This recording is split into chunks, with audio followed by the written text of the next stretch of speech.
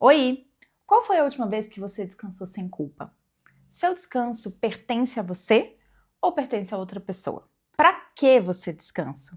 Você tem que merecer seu descanso?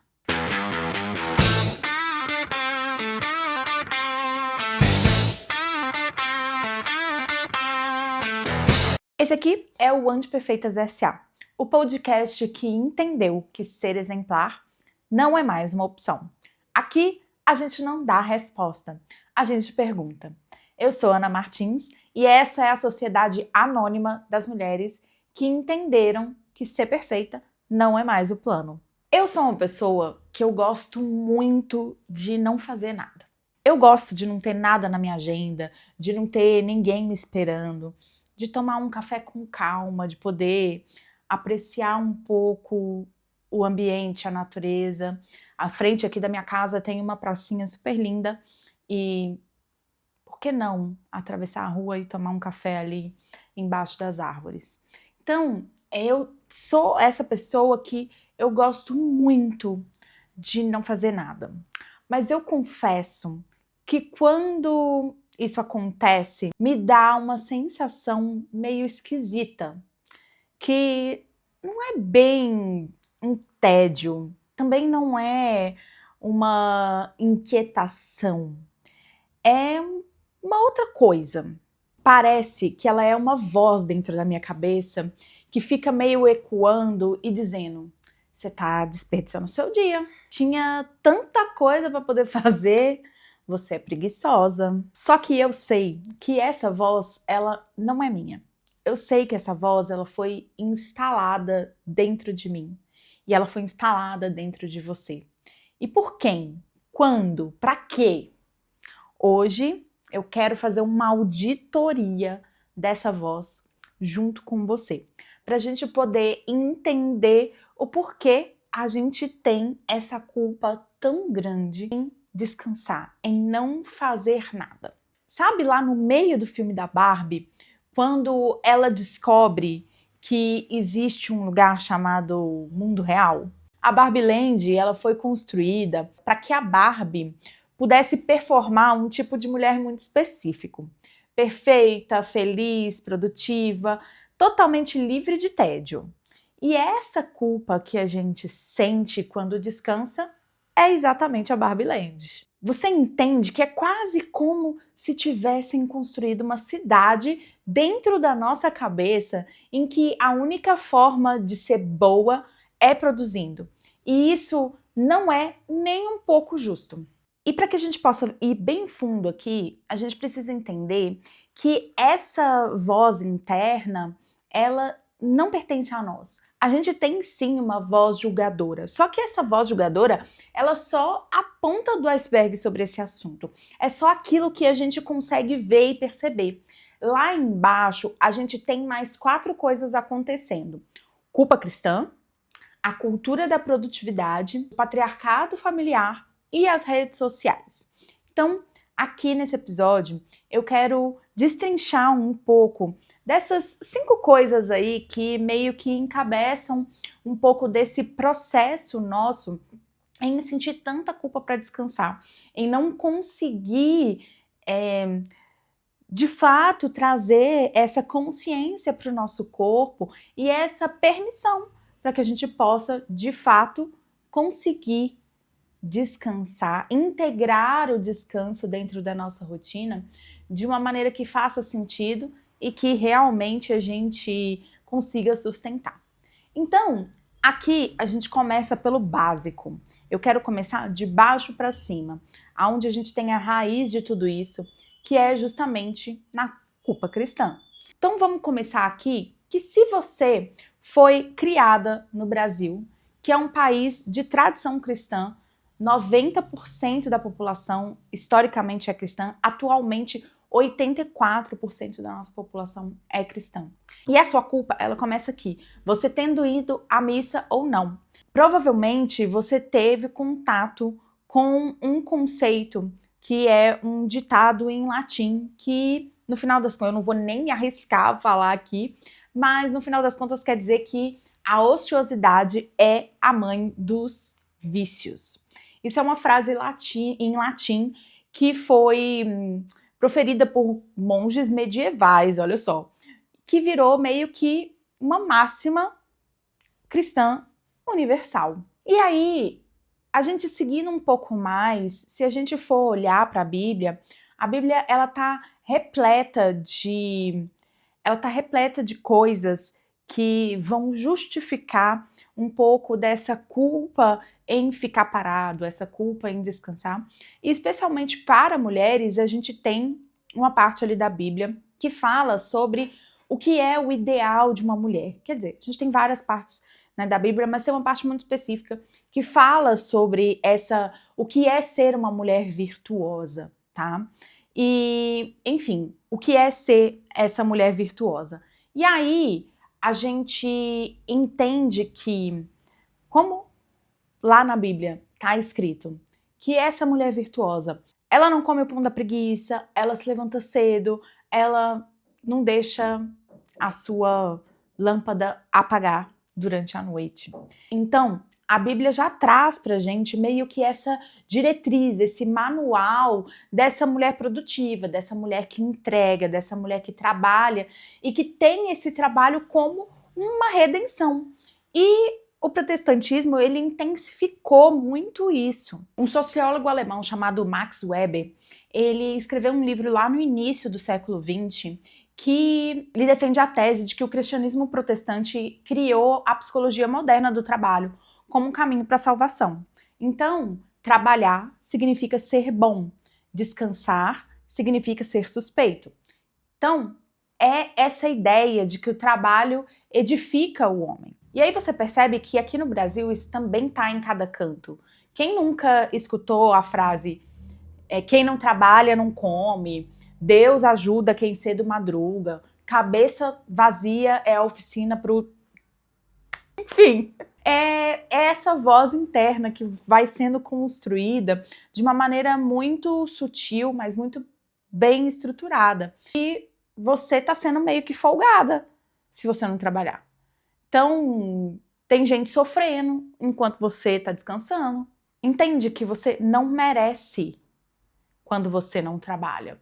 E isso também tem raiz bíblica. Você entende que existe a raiz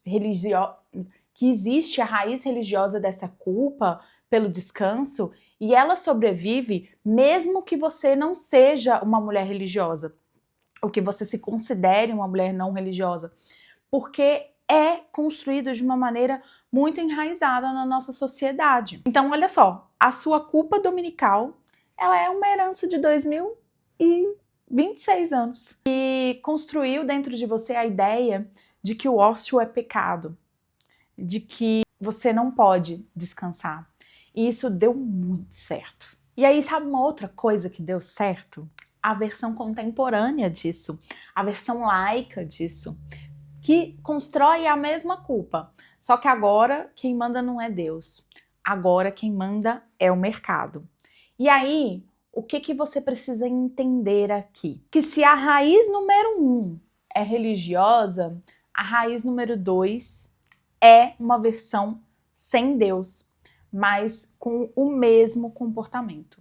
A cultura hustle, que é a cultura do trabalho 24/7, trabalhe enquanto eles estão dormindo.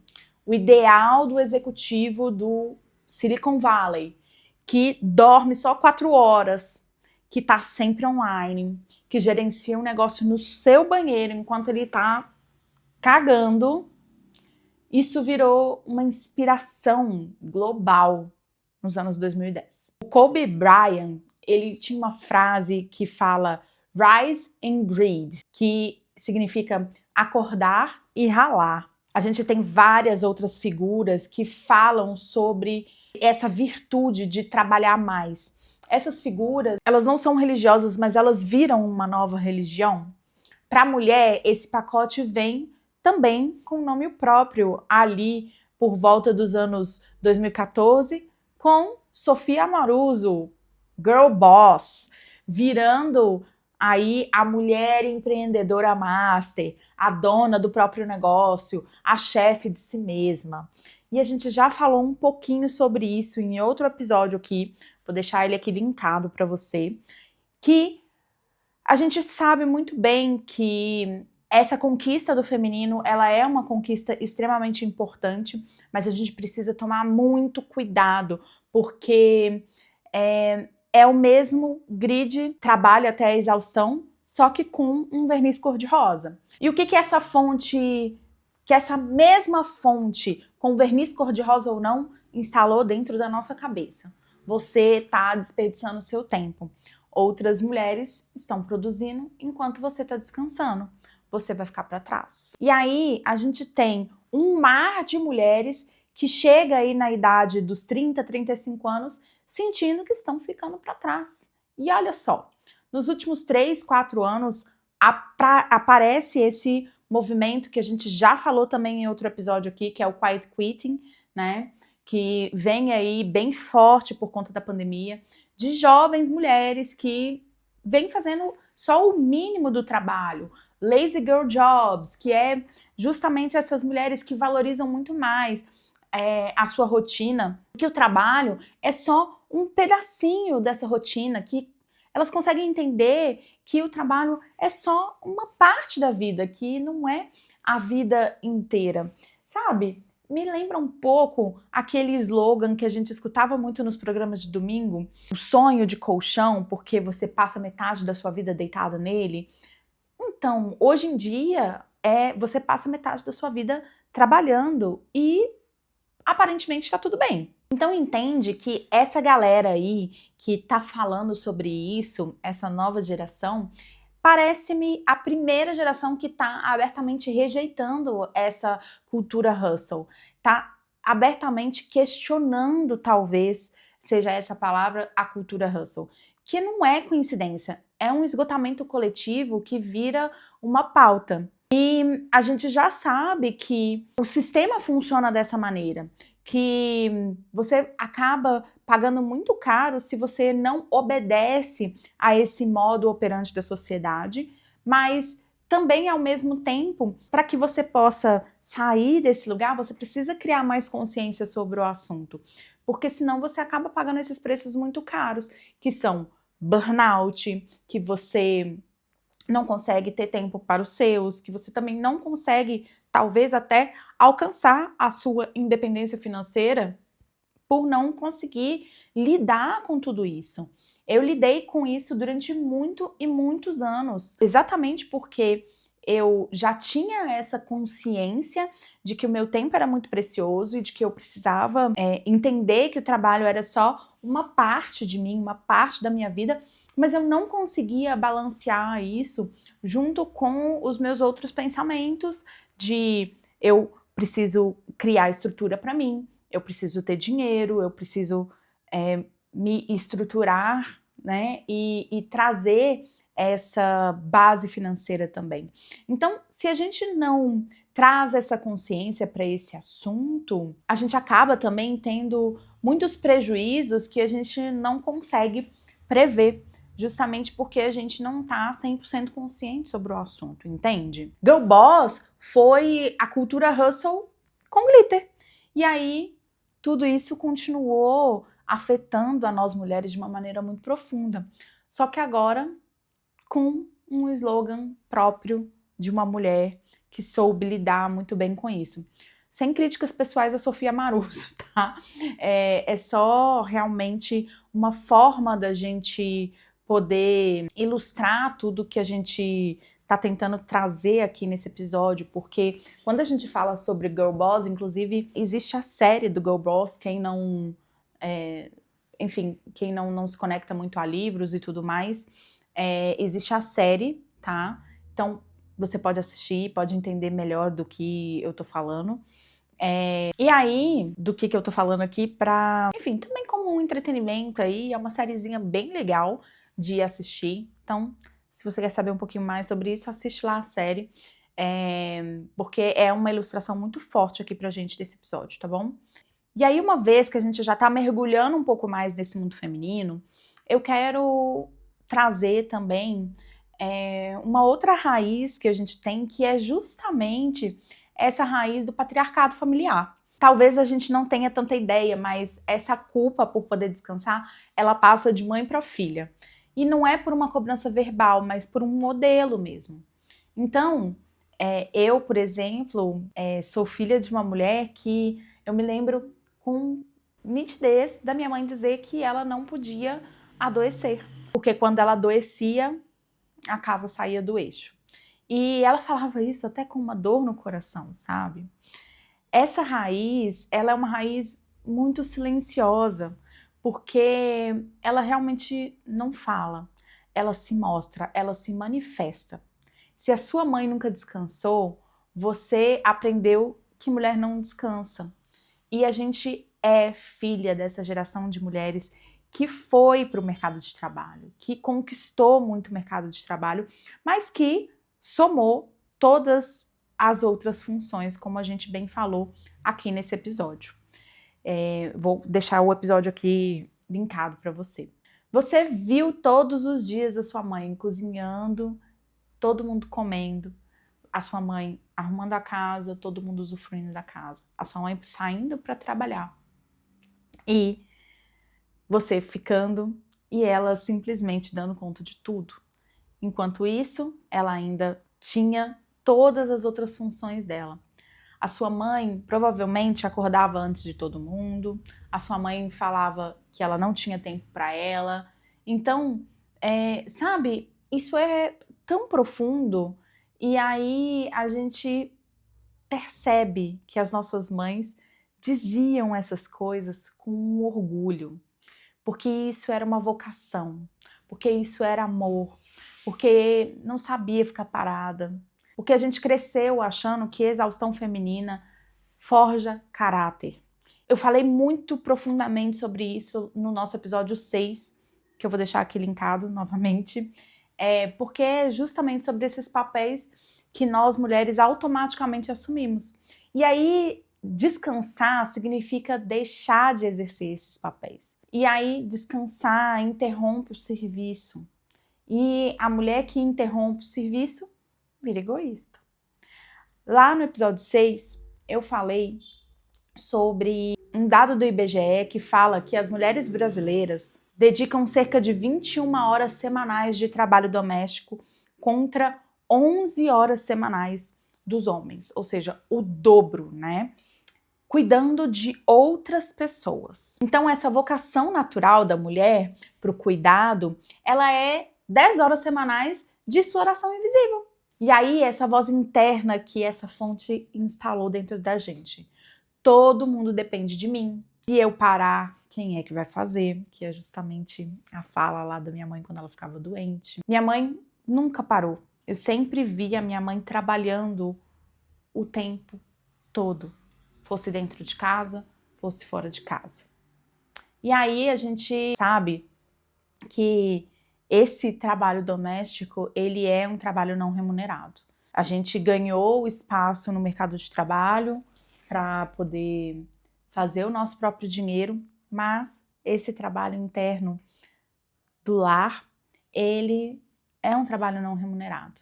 Então, é importante a gente entender que o sistema ele precisa de metade da humanidade em serviço não remunerado, para que possa funcionar, para que possa fazer sentido. Então você entende que essa culpa por descansar, ela não vem do que a sua mãe te ensinou. Ela vem da sua mãe nunca ter descansado, de você nunca ter conseguido testemunhar a sua mãe descansando, de você nunca ter conseguido testemunhar a sua mãe lidando com essas coisas de uma maneira mais leve, com um jogo de cintura, né? Quando eu faço assim com as mãos, eu fico pensando que é um pouco desse jogo de cultura, né? Então, é importante a gente entender isso. Trazendo para os nossos dias atuais, a gente tem aí mais uma raiz dessa história, que são as redes sociais. E aí parece que as redes sociais amplificaram no volume muito, muito mais alto essa cobrança. Que agora todo mundo tem uma prova visual de que as outras pessoas estão produzindo. Todo mundo consegue enxergar ali o que o outro está postando e todo mundo consegue olhar e falar, talvez eu não esteja produzindo tanto assim, talvez eu não esteja fazendo o que eu deveria fazer. E aí, o que acontece?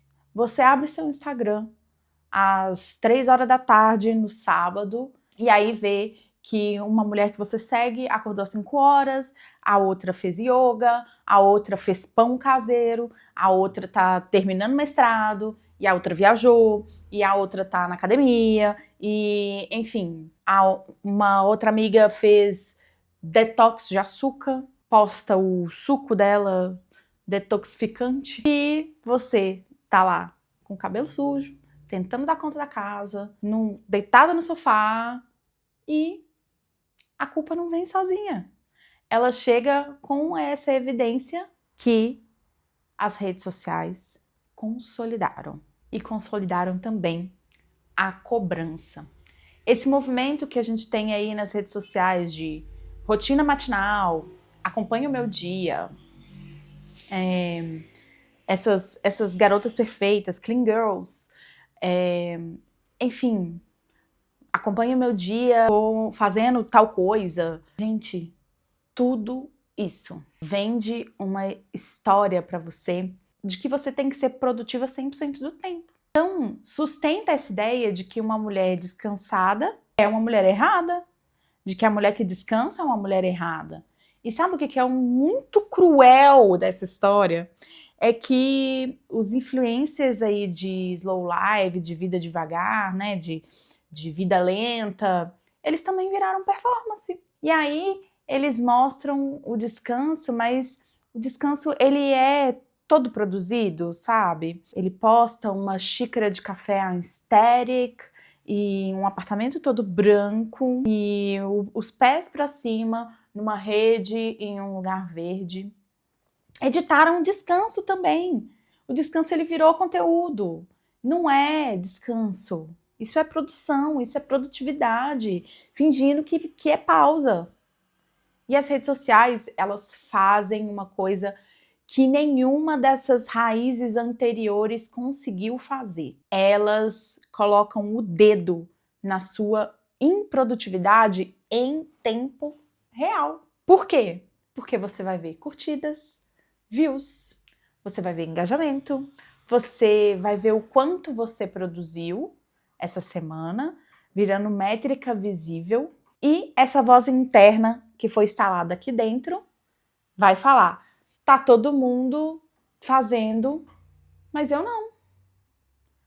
Eu vou postar alguma coisa, não posso desaparecer. E aqui eu também vou abrir um parêntese bem grande para trazer não só as redes sociais, mas a tecnologia de uma maneira geral também nos induz a fazer isso, porque a gente está sempre conectado.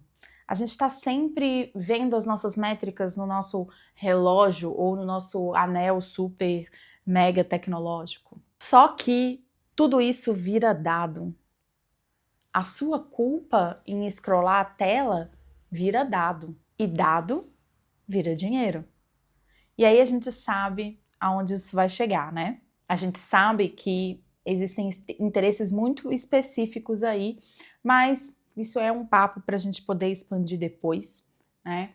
Porque, no final das contas, o que a gente quer dizer é que a tecnologia, as redes sociais, elas te dão a prova de que as outras pessoas produzem. E elas esfregam na sua cara que você não. O que elas mostram para você é que você também pode fingir o descanso. Que você também pode fazer isso. E como diria a nossa grande, maravilhosa e gloriosa Jujut, ninguém tá bem. A galera da engenharia também tá mal. Sabe também quem tá mal? A Bridget Jones. A Bridget Jones mostrou ali pra gente, lá em 2001, numa cena de pijama, comendo sorvete, chorando com All By Myself no fundo, que era permitido, que não era vergonha. E por que aquela cena fez tanto sucesso? Porque aquela cena foi uma liberação coletiva. Foi a primeira vez que o cinema comercial deu a permissão para uma mulher aparecer improdutiva sem punição. Mas é claro que a gente sabe que a Bridget, ela tem várias outras questões aqui que a gente pode discutir em episódios futuros, mas, enfim, eu quero focar aqui também, né, não dispersar muito, mas eu quis trazer a Bridget Jones aqui porque justamente a gente tem uma comoção muito grande, né, nessas cenas dela, nessa cena dela especificamente, dela se permitindo não ser produtiva, se permitindo ser diferente das outras garotas, né? Porque é importante a gente entender isso, que a cultura pop, ela também mostra pra gente os movimentos que estão aí acontecendo. E lá no começo dos anos 2000, a gente tem um começo de um movimento muito importante, que é esse movimento do questionamento de tudo isso, do questionamento desse padrão feminino, e a Bridget Jones, ela encarna muito o questionamento desse padrão, e é importante que a gente faça esse disclaimer aqui, mas não estou ignorando tantas outras coisas que a gente pode discutir aí, talvez a gente faça até um episódio de podcast todo dedicado a analisar a personalidade da Bridget, porque é incrível a gente poder fazer isso também, tá? Bom, voltando aqui para o nosso rolê, você entende que a fonte interna, que é justamente essa autocobrança, ela tem uma raiz muito grande em todas essas outras coisas aí que a gente falou. Tem um livro que é um livro muito bom, é um livro facinho de ler, que ele é pequenininho, fininho, assim. Ele é de um filósofo alemão-coreano. Desculpa se eu pronunciar o nome dele errado, mas eu acho que é Byung-Chul Han. Se chama Sociedade do Cansaço, esse livro. Eu, inclusive, li esse livro emprestado do meu cunhado. Não é um livro que eu tenho aqui na minha biblioteca, mas eu gostaria muito de ter. E ali a gente tem uma tese muito interessante que diz que o capitalismo, ele te cobrava, mas que o capitalismo atual, ele te faz você se cobrar sozinho. E essa é uma construção extremamente eficiente, porque não tem revolução para isso, porque você não vai poder se rebelar contra você mesmo. Então, entende que foi tudo arquitetado de uma maneira, tudo foi conduzido de uma maneira tão profunda que a gente mesmo hoje faz essa cobrança. E olha que o nosso corpo, ele tem uma sabedoria muito inteligente, mas a gente acabou caindo um pouco nessa armadilha aí, né? Trazendo um pouco da medicina tradicional chinesa, existe uma substância no nosso corpo que é uma substância super importante e preciosa, que a gente chama de Jing, que é a nossa essência ancestral. É meio que o nosso combustível vital e que a gente recebe da nossa mãe e do nosso pai e que tem meio que uma quantidade finita. Mora no rim, essa energia super especial. E quando a gente descansa profundamente, se alimenta bem, se hidrata, o Jing, ele se preserva. Quando a gente vive sem cobrança crônica, sem sono profundo, sem pausa, a gente queima esse Jing, essa substância tão preciosa que a gente tem no nosso corpo. E aí a gente entra nesses sintomas de esgotamento. Cabelo caindo, envelhecimento acelerado, aquelas tremedeiras no olho, fadiga profunda, esse medo crônico, sem motivo. Então, dificuldade de concentração também, e dor lombar, enfim, vários outros aí sintomas que a gente pode até falar um pouco sobre burnout, talvez, né? Burnout talvez seja um desgaste do seu Jing bem profundo? Pode ser. Então, você entende que a nossa faixa etária de 30, 35, ela envelheceu 10 em 3. Isso não é uma impressão. Ela é esse Jing sendo queimado meio que por uma autoexploração. E essa autoexploração, ela é tratada como virtude, porque a gente bate no peito para dizer eu sou disciplinada, eu sou responsável, e tudo isso termina com doença. E aí essa voz interna fala assim para você, mas essa sou eu sou assim, eu gosto de ser produtiva. Quando eu paro, eu me sinto vazia. Não é você. É uma camada de cobrança que foi tão bem instalada que você achou que virou sua identidade. Você achou que é sua personalidade, mas não é.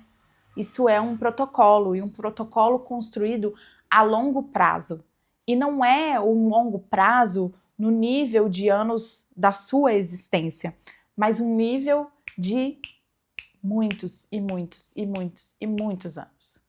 Então, a nossa autoexploração é o único trabalho em que você é a chefe, é também o funcionário e é também o cliente. Nosso corpo é a matéria-prima que está se esgotando. Quando a gente coloca essa autoexploração de uma maneira tão clara aqui na mesa, a gente tem a capacidade de olhar e falar: uau, nossa, realmente eu estou fazendo isso comigo, eu realmente estou me colocando nesse lugar. E aí depois que a gente entendeu tudo isso, que a gente entendeu esse iceberg que eu falei, todas as raízes dessas coisas, a gente consegue rastrear essas raízes com essa cultura, com um divino que culpabiliza, com esse mercado que te obriga a produzir o tempo todo, com essa mãe que nunca conseguiu passar para você que descansar é importante, e redes sociais, tecnologia que dão esteio para isso, que dão base para isso. Eu quero deixar aqui pra gente uma coisa muito simples, que é quase óbvia, mas que a gente esqueceu, e a gente esqueceu de uma maneira muito profunda. Descanso não é prêmio. A gente trata como prêmio, mas não é. Descanso é necessidade vital. É igual comer, é igual beber água, é igual respirar. E o corpo humano não funciona sem descanso. A gente não se perpetuou como espécie dominante do planeta sem descanso. E isso não é uma opinião. Isso é biológico, é um fato. Nenhum animal na natureza descansa como recompensa por ter feito algo incrível, por ter sido muito produtivo durante o dia, por ter feito a coisa certa. Não. Animais descansam porque precisam. E ponto. Então, a gente esqueceu de que descanso é primário. Descanso não é recompensa por você ter sido super produtiva. E olha só, a gente acaba confundindo uma outra coisa também. Descanso não é só dormir. Dormir é reparo básico, é o mínimo para você não bater as botas, sabe? Descansar é outra coisa. Descansar é se permitir fazer nada. Sem justificativa, sem produtividade escondida, sem descanso ativo, sem aproveitar o dia, sem planejar só a semana. Não, descanso é descanso. E aí, claro, a gente poderia aqui falar sobre os vários tipos de descanso, descanso contemplativo, descanso produtivo, mas não é sobre isso. A gente precisa entender que descanso é descanso e que a gente não precisa ser produtivo o tempo todo. Fazer nada é uma habilidade, e é uma habilidade que a mulher moderna perdeu, porque ninguém treinou a gente para poder descansar. Treinou a gente, na verdade, para que cada tentativa de descanso se torne culpa. Então, todas essas raízes que a gente acabou de ver são extremamente necessárias para a gente possa entender, compreender e criar novamente essa habilidade do descanso. Porque a gente consegue reaprender. E reaprender a fazer nada é um dos atos mais radicais que a gente pode fazer atualmente, porque o momento em que a gente vive é um momento de extrema produtividade. Então, entende o quanto reacionário isso pode ser? Então, com isso, eu deixo com você a pergunta da semana. Quando foi a última vez que você descansou sem culpa? E se a sua resposta for eu não sei, tá tudo bem. Você vai reaprender a descansar. Porque descanso não é prêmio, é necessidade vital. E dormir não é a mesma coisa que se permitir fazer nada. Lembrando que tudo que a gente falou aqui não é para chegar numa conclusão fechada, mas é para a gente se questionar e evoluir o nosso pensamento. O que é importante é que você fique com essa pergunta. E se isso fez sentido para você, Faz uma coisa para mim? Manda esse episódio para uma mulher que precisa ouvir ele. Porque é assim que uma sociedade anônima cresce, com uma mulher entregando para outra. Segue o podcast na plataforma que você escuta e avalia ele com 5 estrelas. Isso me ajuda muito a crescer esse podcast e a alcançar mais mulheres, trazendo elas para nossa rede. E também se inscreve lá no canal do YouTube e me encontra no Instagram no @souanamartins, Ana com 2 N's, e no @anteperfeitas. Semana que vem tem episódio novo e tem pergunta nova. Depois de aprender a descansar sem ter que se justificar, aparece mais uma pergunta que muita mulher nunca chegou a fazer. O que sobra quando o dever cala? Te espero.